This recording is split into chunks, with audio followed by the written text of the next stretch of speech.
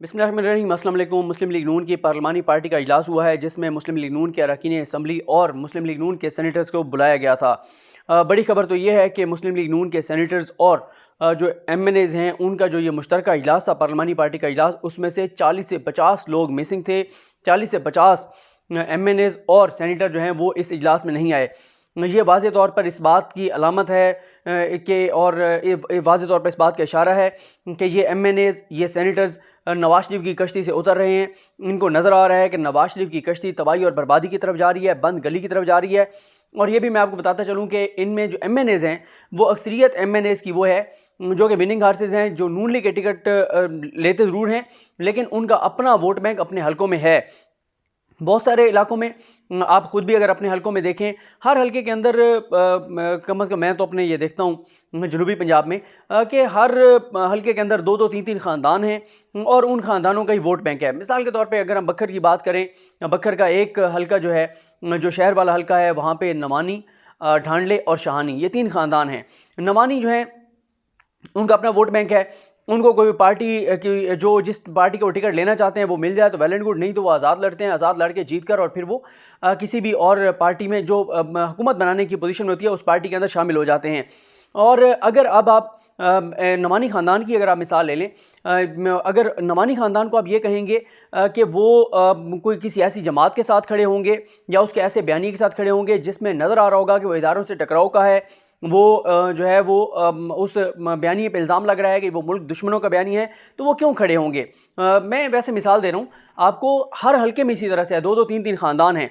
जो winning horses हैं, जो खुद जीत कर आते हैं, वो उनको पार्टी टिकट की उस तरह से ज़रूरत नहीं होती, तो वो क्यों नवाज शरीफ के साथ चलेंगे। तो ये वाज़े पहली निशानी है कि नून लीग से लोग दूरी इख्तियार कर रहे हैं और किसी भी वक्त ये खबर आ सकती है, नून लीग में से फारूक ब्लाक भी सामने आ सकता है, ये बयान भी सामने आ सकता है कि हम नवाज शरीफ के बयानी के साथ नहीं है लेकिन हम नून लीग के साथ हैं और नून लीग के साथ रहेंगे और हम शहबाज शरीफ के साथ हैं। अलबत्ता ये ज़रूर है कि पार्लिमानी पार्टी के इजलास से शहबाज शरीफ ग्रुप के भी कुछ लोग गैर हाजिर थे और शहबाज शरीफ ग्रुप के लोग जो हैं वो मुकम्मल तौर पर खामोश हैं।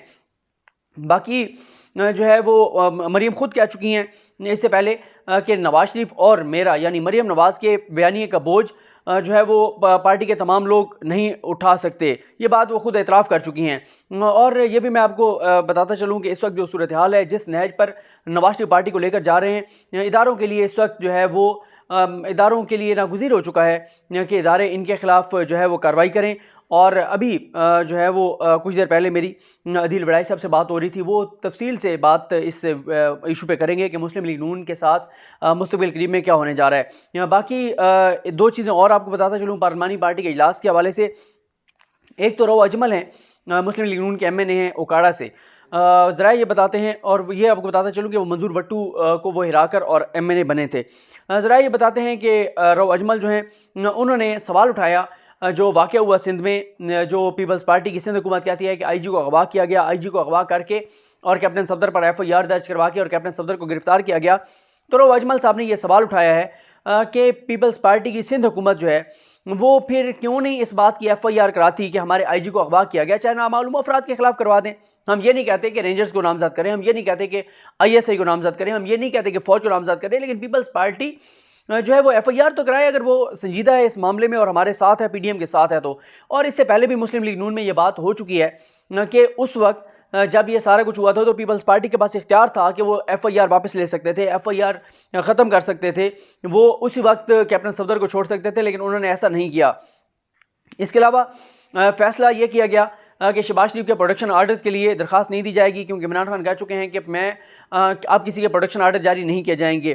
तो ये जो है ये शहबाज शरीफ खुद ये चाहते हैं। शहबाज शरीफ ने खुद ये पैगाम दिया है कि मेरे प्रोडक्शन आर्डर्स के लिए अप्लाई ना किया जाए। शहबाज शरीफ खुद पार्लियामेंट में नहीं आना चाहते और उसकी वजह यह है कि शहबाज शरीफ अगर बाहर आते हैं तो उनके लिए बड़ा मुश्किल हो जाएगा मीडिया को फेस करना, लोगों को फेस करना, क्योंकि बाहर निकल के वो 2 ही चीज़ें कर सकते हैं ना, और वो दोनों करने की इस वक्त पोजीशन में नहीं है। या तो वो ये कहेंगे कि मियां मोहम्मद नवाज शरीफ जो उनके भाई हैं वो इदारों के खिलाफ जो नफरत अंगेज़ बयानियाँ बना चुके हैं, जो इल्ज़ामात लगा रहे हैं, फ़ौज की क़यादत के बारे में जो बातें कर रहे हैं, शहबाज शरीफ या तो यही कहेंगे कि जी बिल्कुल मैं उसके साथ हूँ, तो भी शहबाज शरीफ मरते हैं सियासी तौर पर। और अगर शहबाज शरीफ कहते हैं कि मैं उनके साथ नहीं हूँ, फिर तो वाज़े हो जाएगा कि शरीफ ख़ानदान 2 हिस्सों में तकसीम हो चुका है। तो शहबाज शरीफ यही चाहते हैं कि वो इस वक्त जेल में ही रहें और वो मीडिया को फेस ना करें, मीडिया के सामने ना आएँ और अगर वो पार्लियामेंट के इजलास में आते तो जब तक इजलास जारी रहता तो वो यहीं पे असम्बली में रहते, और उनको असम्बली में मीडिया ज़्यादा होता है। तो इसलिए शहबाज शरीफ जो हैं उन्होंने ख़ुद ये कहा था, ये अब इन्होंने ये ड्रामा ये किया कि हम बहुत इनकलाबी हैं, हम नज़रियाती हैं, हम डट गए हैं, हम लड़ जाएंगे और हम इस हुकूमत से रहम की अपील नहीं करेंगे, हम भीख नहीं मांगेंगे। ये वैसे फजूल बातें हैं, क्योंकि ये वही जमात है जो एक तरफ फ़ौज को गालियाँ दे रही थी और उधर से मोहम्मद ज़ुबैर साहब जाके मुलाकातें भी कर रहे थे। ये वही पार्टी है जो कहती थी कि नवाज शरीफ जेल से बाहर नहीं आना चाहते, और सिर्फ एक केस में 4 मरतबा नवाज शरीफ ने हेल्थ ग्राउंड पर ज़मानत की दरख्वास्त भी दायर की। इसके बाद हम बात करते हैं कौमी असम्बली के इजलास की। कौमी असम्बली का इजलास था। इजलास तिलावत और नात के बाद, कौमी तराने के बाद ख्वाजा आसिफ खड़े हो गए, अपोजिशन अरकान खड़े हो गए बात करने के लिए, लेकिन उनको फ्लोर पहले नहीं दे रहे थे डिप्टी स्पीकर कासिम सूरी साहब। उसके बाद जब शाह महमूद कुरैशी उन्होंने कहा भी ठीक है आप इनको फ्लोर दे दें, जब ख्वाजा आसिफ साहब को फ्लोर दिया गया तो पहले तो उन्होंने ये एतराज़ किया डिप्टी स्पीकर पर कि आप क्यों जो है आप हुकूमत के कहने पर मुझे फ्लोर दे रहे हैं, आपको हुकूमत के कहे बगैर मुझे फ्लोर देना चाहिए था। इसके अलावा उन्होंने करारदाद पढ़ी और करारदाद उन्होंने वो करारदाद वो मंजूर कराना चाहते थे फ्रांस में जो गुस्ताखाना खाकों का मामला है, लेकिन शाह महमूद कुरैशी साहब ने बताया कि वो उनसे भी पहले डिप्टी स्पीकर के चैम्बर में जाकर और डिप्टी स्पीकर को कह चुके थे कि जी आप ये करारदाद हम पेश करना चाहते हैं।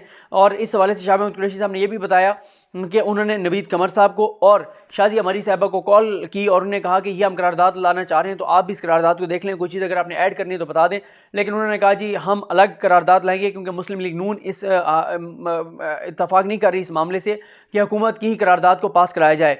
इस पर फिर काफ़ी गर्मा गर्मी शुरू हो गई। ख्वाजा आसिफ ने जो है वो सियासी बातें शुरू कर दी और कहने लग गए कि किस्सा लपेटा जा रहा है और पार्लियामेंट को ख़तरा है, आइन को ख़तरा है और ये है वो है। ये इससे पहले भी हमने देखा जब कश्मीर के मामले पर भी मुश्तरका इजलास बुलाया गया था, उस वक्त भी अपोजिशन ने मोदी के बजाय जो प्राइम मिनिस्टर इमरान खान हैं उनके खिलाफ प्ले कार्ड लिख कर ले आए थे, चार्ट लिख कर ले आए थे और वहाँ पर कश्मीर के शहीदों के हक़ में बात करने के बजाय अपने करप्ट लीडर्स और गिरफ्तार रहनुमाओं के बारे में बात करते रहे थे।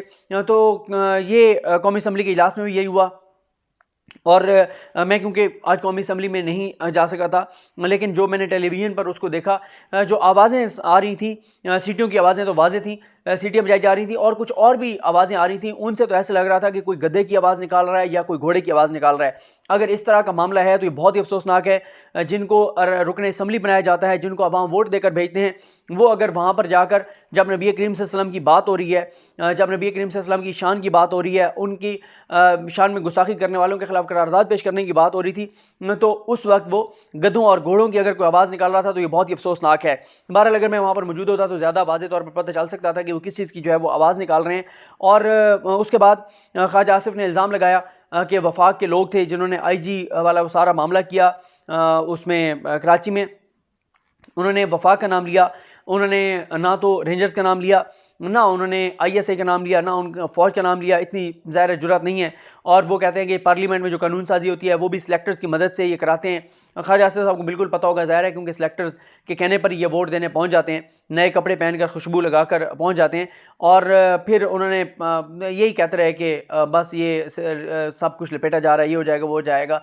उसके बाद शाह महमूद कुरैशी खड़े हुए, उन्होंने बहुत जज्बाती खिताब किया और उन्होंने कहा कि ख्वाजा आसिफ में मोदी की रूह आ गई है, ये मुल्क दुश्मनों के एजेंडे पर हैं। उसके बाद असद उमर साहब खड़े हुए। असद उमर साहब ने कहा कि सियासत और बहुत मौके आएंगे जब सियासत हो जाएगी, ये नबी करीम सल्लल्लाहु अलैहि वसल्लम की शान का मामला है, तो इजलास जो है वो कुछ देर के लिए मुलतवी कर दिया जाए और उस दौरान सारे अपोजिशन और हुकूमत के लोग बैठे और एक मुश्तरका करारदाद लाई जाए। वही हुआ, इजलास कुछ देर के लिए मौखर किया गया, उस दौरान बैठे और फिर एक मुश्तरका करारदाद लाई गई अपोजिशन और हुकूमत दोनों की तरफ से और वो करारदाद जो है वो पास की गई। इसके अलावा अब बुध तक इजलास मुलतवी कर दिया गया है। और मैं आपको ये भी बताता चलूँ कि जो पिछला मैंने आपको नून लीग के पार्लिमानी पार्टी के इजलास का हवाला बताया था, उसमें 2-3 और चीज़ें सामने आई थी। एक ये आया था कि रोज़ाना की बुनियाद पर इलेक्शन कमीशन के बाहर एहतजाज किया जाए कि PTI का फॉरेन फंडिंग केस जो है उसको मंतकी अंजाम तक पहुँचाने के हवाले से। एक कहा गया कि काजी फायसा केस के तफसीली फैसले आने के बाद सदर के खिलाफ मुआवजे की तहरीक लाई जाए। और तीसरा उसमें यह भी कहा गया कि जो स्पीकर हैं असद कैसर, उनके खिलाफ भी कोई चाराजोई की जाए, कानूनी चाराजोई की जाए या उनको टफ टाइम दिया जाए। और उनके खिलाफ एहतजाज किया जाए। और कुछ अरकान ने तो बड़ी सख्त ज़बान इस्तेमाल की असद कैसर साहब के हवाले से कि असद कैसर के को जाकर और उनके सीट पर जाकर उनको धक्के देने चाहिए जो वो इस वक्त हमारे साथ कर रहे हैं, और इस तरह से ईमान का माहौल जो है वो ख़राब किया जाए। देखते हैं बहरहाल इस हवाले से क्या मज़ीद डेवलपमेंट्स होती हैं। जो भी चीज़ें होंगी वो आपको आगाह करेंगे। मुझे अपनी दुआ में याद रखें। अलग हम सबका हामी नासरू। अल्लाह हाफ़िज़।